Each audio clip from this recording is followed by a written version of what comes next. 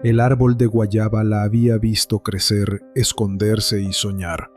Lucía volvió a él una mañana de sábado con una idea que le latía en las manos. Llevaba una caja de tizas compradas con las monedas que ahorró del pasaje, 2 pizarras hechas con madera reciclada y pintura negra, y un letrero escrito a mano: Taller de números, gratis. ¿Gratis de verdad?, preguntó doña Rosa, vecina de toda la vida, con un balde de agua y la escoba en la otra mano. De verdad, dijo Lucía, pero no es un curso, es un juego.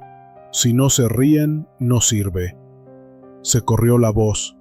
Primero llegaron 3 niños, luego 6, después una docena. Venían con chanclas gastadas y las uñas grises de tierra, con curiosidad en los ojos. Mateo, su hermano, fue el primero en sentarse en el suelo, orgulloso de su hermana como si presentara un circo. Lucía puso en la pizarra un dibujo de puntos y líneas.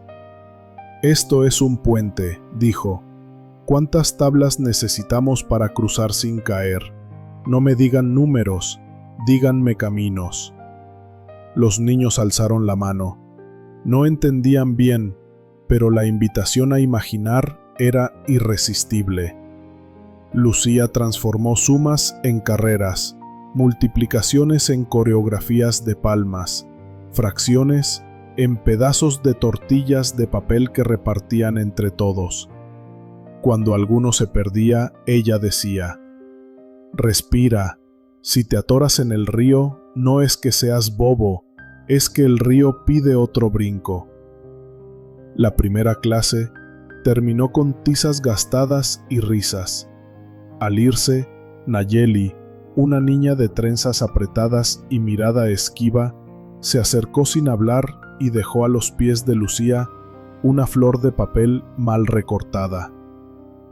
«Gracias», murmuró, sin levantar la vista. Lucía guardó la flor en su cuaderno negro, como quien guarda una prueba de que algo empezó a moverse. «¿Y si llueve?», preguntó doña Rosa señalando el cielo. «Si llueve», respondió Lucía, «nos metemos al pasillo. Si tiembla, temblamos bonito». Doña Rosa soltó la risa. Ese mismo día, prometió barrer el patio antes de cada taller. Había nacido un aula sin techo. Sin embargo, no tardaron en aparecer los peros. Un padre, con manos curtidas por la obra, se cruzó de brazos al final de una sesión. «¿Y de qué me sirve que mi chamaco sepa dibujar puentes si no hay para la comida?». Lucía no se ofendió. Había escuchado esa pregunta en tonos distintos a lo largo de su vida. «Sirve para que un día no le vuelva a faltar», dijo, «y para que incluso cuando falte no se sienta menos. No vengo a venderles un milagro, vengo a abrir una puerta que a mí me abrió otro». «La escuela ya da clases», intervino una maestra del barrio ceñuda. «Usted los confunde con tanta creatividad». «La escuela enseña», asintió Lucía. «Yo juego, y juego en serio. Si quiere, se queda a ver». La maestra se quedó una tarde. Vio a niños que no levantaban la mano en la primaria discutir estrategias, defender ideas, equivocarse sin miedo. Vio a Nayeli, callada, proponer una solución ingeniosa usando piedritas.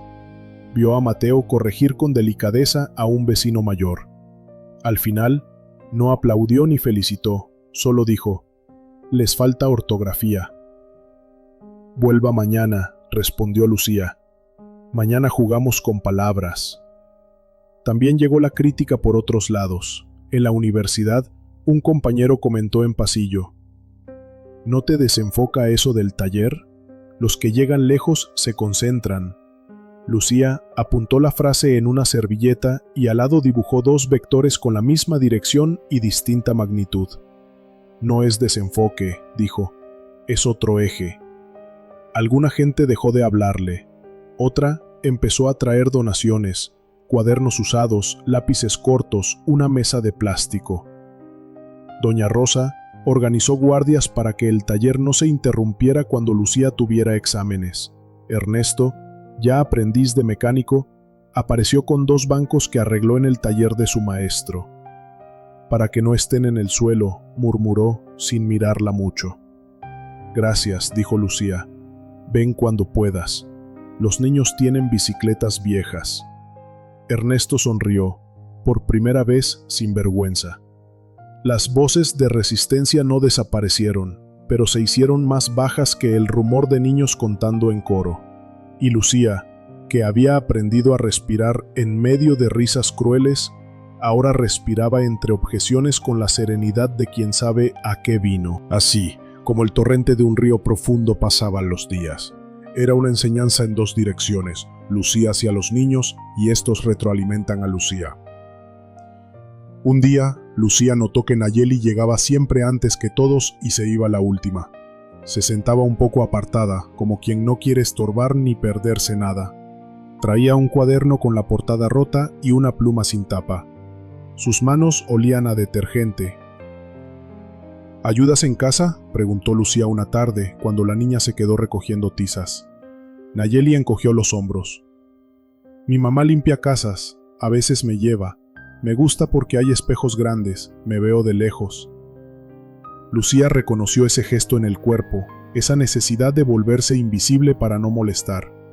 Le dio a Nayeli una tarea especial: construir, con palitos de paleta, la maqueta de un puente que resistiera el peso de una bolsa de frijoles.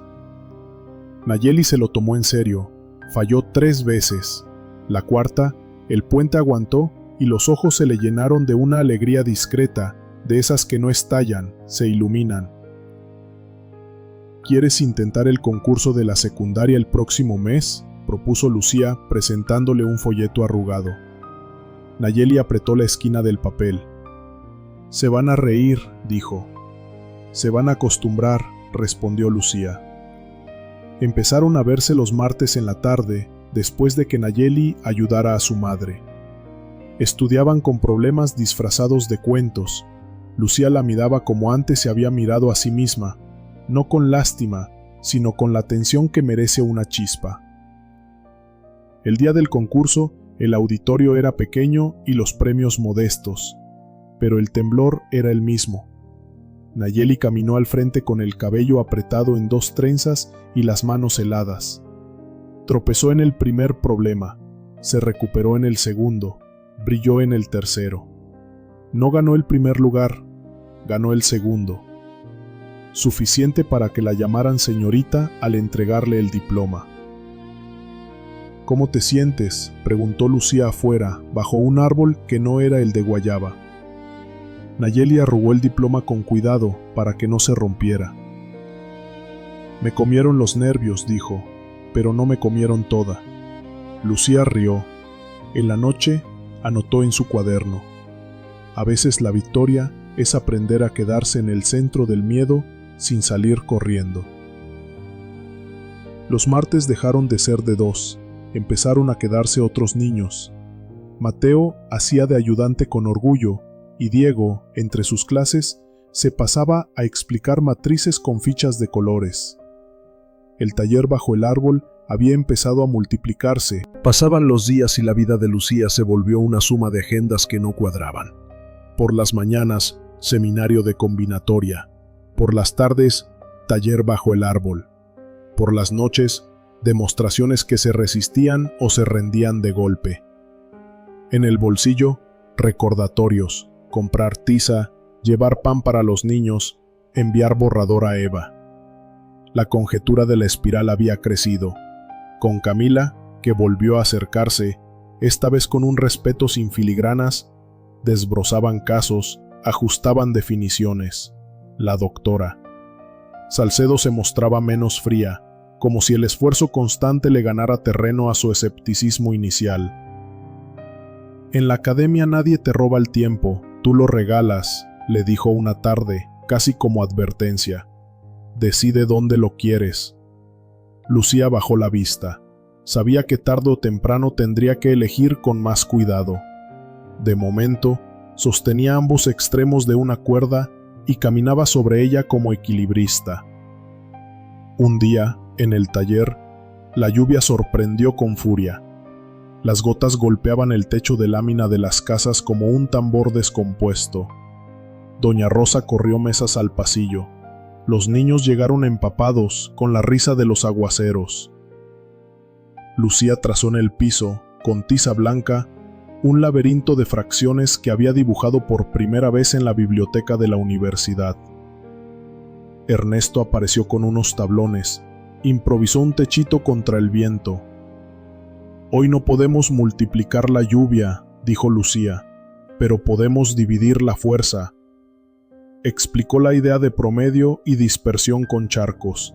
A algunos les entraba agua hasta los tobillos, a otros hasta las rodillas. ¿Cómo repartir tablas para que nadie se quedara bajo el aguacero? Los niños pensaron soluciones. Nayeli encontró una mejor que la de Lucía. Todos aplaudieron, mojados y felices. Esa noche, en el seminario, Lucía expuso un avance. Alguien, un investigador invitado, sugirió un enfoque más serio, menos pedagógico. «Esto no es un taller», dijo, «es investigación». «Son las dos cosas», respondió Lucía sin subir la voz. El investigador frunció el ceño. Álvarez carraspeó y miró a Lucía con algo que parecía orgullo. La cuerda entre mundos se tensaba. Pero Lucía ya no tenía miedo a caerse. Había aprendido a temblar bonito y a levantarse sin hacer ruido. El correo llegó en la madrugada como una moneda cayendo en un vaso. Eva Kovacs recomendaba a Lucía para una beca de maestría en su grupo. 2 años en el extranjero, con apoyo completo, vivienda y una plaza de asistente. La carta era generosa y precisa. «No prometo gloria, prometo trabajo, y preguntas que valen la pena». Lucía leyó el correo 3 veces. Pensó en la biblioteca sin parpadeos, en los pizarrones enormes, en el idioma que ya no le asustaba. Pensó en el árbol de guayaba, en los martes de Nayeli, en Mateo guardando tizas, en las mesas al pasillo cuando llovía. «Es la oportunidad que soñaste», dijo Diego golpeándole el hombro. «Te lo ganaste». «¿Y el taller?», preguntó Lucía como quien se pregunta si puede partir en dos su propio corazón. «El taller eres tú», intervino Camila, «pero también puede ser más que tú». Hablaron en casa. Su madre la miró con los ojos cansados y felices. «Te crié para que eligieras», dijo, «no para que te quedaras por miedo. Si te vas, no me dejas, me llevas. Pero promete lo mismo de antes. No olvides de dónde vienes y abre una puerta para otro».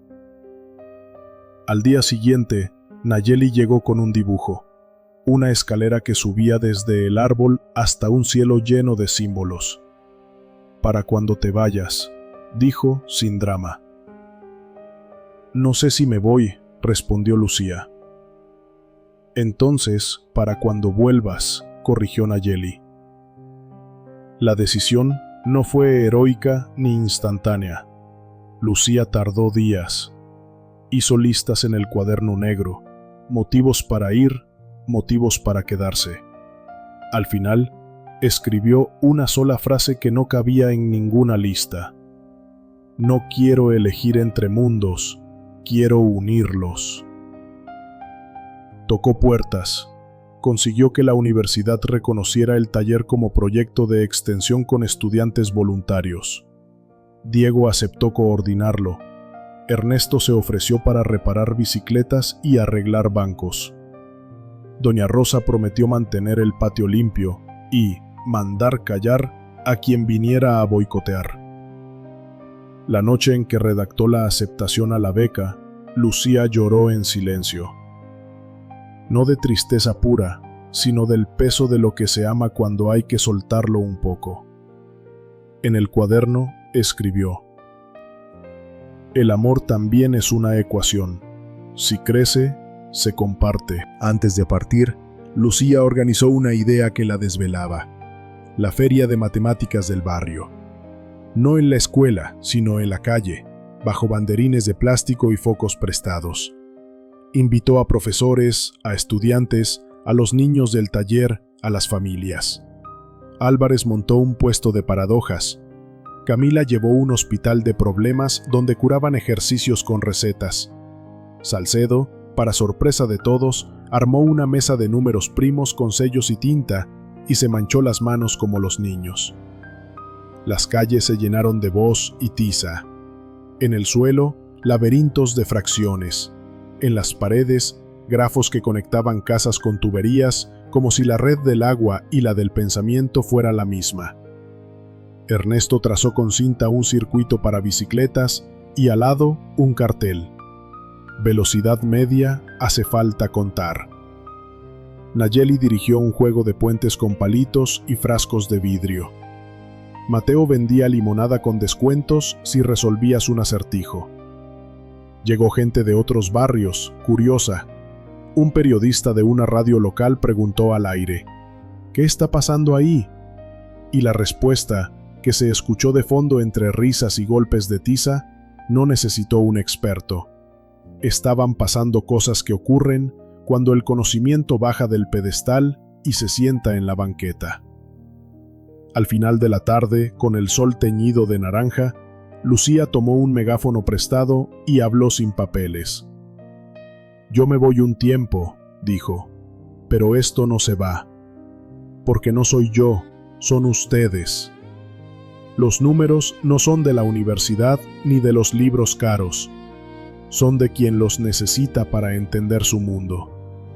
Cuando regrese, quiero encontrar más gente que sepa construir puentes con tiza». La aplaudieron con un ruido que no era ceremonia, era cariño, la doctora. Salcedo se le acercó sin público y murmuró, «Te debo una disculpa, y tú me debes un artículo. Que ninguna cosa tape la otra». Lucía rió. Álvarez le apretó el hombro. «Siempre te dije que los números hablarían por ti», dijo. «Hoy me enseñaste que también pueden cantar por todos». Esa noche, de vuelta en casa, guardó en la mochila 3 cosas: el cuaderno negro, la flor de papel de Nayeli y un pedazo de tiza gastada. En la última página del cuaderno escribió: «Un puente de tiza no es frágil si lo cruzan muchos». Al día siguiente, antes de ir al aeropuerto, pasó por el árbol. Trazó en el piso, por última vez en un tiempo, la espiral que había perseguido desde niña. No era perfecta, no necesitaba serlo. Los niños la rodearon, rieron, la pisaron, la borraron con los pies. De eso se tratan los puentes, de usarse. El avión la llevó de nuevo a cielos que habían dejado de asustarla. Abajo, el barrio quedaba más pequeño, pero no lejos. En la mente, la conjetura seguía creciendo. En el pecho, el taller seguía latiendo, y en las manos, listas para el trabajo, llevaba lo único que siempre tuvo: preguntas buenas, una tiza y la certeza de que la matemática no solo explica el mundo, lo repara cuando lo partieron. Lucía llegó a un país donde el idioma se torcía en su boca como un rompecabezas. Al principio, las matemáticas eran su único refugio. Los números no necesitan traducción. El pizarrón se convirtió en un territorio neutral donde podía moverse sin miedo. Su conjetura de la espiral llamó la atención. Algunos la miraban con respeto, otros con recelo. ¿Cómo era posible que una joven, tan distinta en acento y origen, sostuviera una idea que desafiaba lo establecido? La doctora Kovacs la animaba a presentar avances. «No tengas miedo de temblar», decía. «El temblor es el idioma del que cruza fronteras». Lucía aprendió a no esconder sus dudas. Eran la materia prima de su trabajo. Un investigador, Dr. Klein, empezó a mostrar demasiado interés en sus borradores. Al principio parecía mentor. Luego Sus conferencias empezaron a sonar demasiado familiares. Una noche, en un seminario, Lucía escuchó su propia espiral en boca de Klein sin su nombre. El silencio la apuñaló. Recordó los días en que la llamaban mentirosa por resolver demasiado bien. No gritó. Esperó. Al final, Kovacs tomó la palabra. Esa idea no es suya, doctor. La he visto nacer en el cuaderno negro de Lucía. El salón estalló en murmullos. Klein se ruborizó. Lucía bajó la vista, pero dentro de ella, la niña humillada había aprendido que el tiempo siempre pone las piezas en su lugar. Mientras tanto, en su barrio, el taller bajo el árbol no se apagó. Diego enviaba fotos, niños dibujando con tiza, Nayeli dirigiendo juegos, Ernesto reparando bicicletas para enseñar velocidad y fricción. Le escribieron: «El árbol floreció otra vez. Dice doña Rosa que es porque extraña tu voz». Lucía imprimió la foto y la pegó en su escritorio de la residencia. Cuando el frío la hacía sentir extranjera, esa imagen era un hogar portátil. Lucía fue invitada a exponer en un congreso internacional. Estaba aterrada. Matemáticos de renombre, salas abarrotadas, focos enceguecedores. Comenzó con voz trémula, pero pronto los números hablaron por ella. Dibujó la espiral con tiza en un pizarrón gigante. Explicó cómo los patrones podían aplicarse no solo en geometría pura, sino en flujos de agua, en crecimiento de plantas, en algoritmos de redes. Al terminar, hubo un silencio largo, seguido de aplausos. No todos entendieron, pero todos sintieron la fuerza de alguien que hablaba desde una verdad trabajada con amor. Al final de la maestría, le ofrecieron quedarse con un puesto de investigación. Era el sueño de muchos, pero Lucía ya sabía qué responder. «Gracias», dijo, «pero yo no vine a quedarme, vine a aprender cómo abrir más puertas». Regresó con una maleta pequeña y una carpeta llena de apuntes. El árbol la esperaba, más torcido, pero más fuerte. Los niños corrieron a abrazarla. Nayeli, ya adolescente, le entregó un cuaderno. «Escribí mis propios problemas. No son tan buenos, pero...» Lucía la interrumpió. «Son tuyos, y eso los hace valiosos». La universidad aceptó formalizar el taller como proyecto comunitario. Voluntarios llegaban desde distintas facultades. El barrio se llenó de pizarras improvisadas. Lucía organizó un encuentro.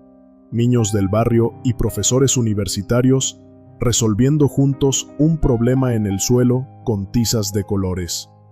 Nadie era más, nadie era menos. Solo había una espiral creciendo, dibujada entre risas. Esa noche, sola en su cuarto, Lucía abrió el cuaderno negro. En la última página escribió: «Los números me eligieron para algo más que resolver problemas. Me eligieron para tender puentes. Y un puente, si es de tiza, dura lo que duren las manos que lo sigan dibujando». Cerró el cuaderno, miró al cielo del barrio, donde las estrellas parecían guiñarle un ojo. Sonrió. Había llegado al final de un ciclo, pero en su corazón lo sabía. El teorema de Lucía apenas comenzaba.